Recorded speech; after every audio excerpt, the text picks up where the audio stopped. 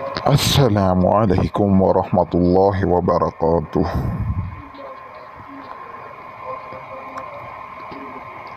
चलिए बताइए, ऐसी कौन सी चीज़ है जिसका कोई वज़न नहीं मगर इसको 20 लोग मिलकर भी नहीं उठा सकते।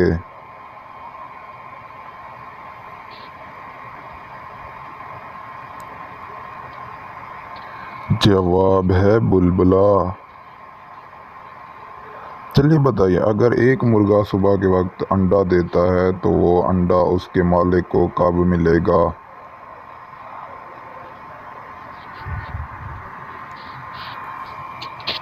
जवाब है मुर्गा अंडा नहीं देता।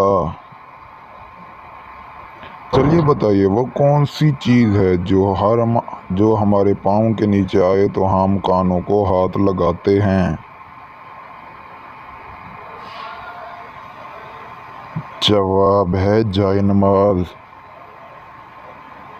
चलिए बताइए, वो कौन सी चीज़ है जो 2 मरतबा उगती है और 2 मरतबा गिरती है।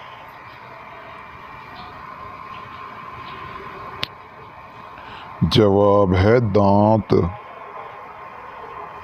चलिए बताइए, वो कौन सी मछली है जो ना ही अंडे देती है और ना पानी में रहती है।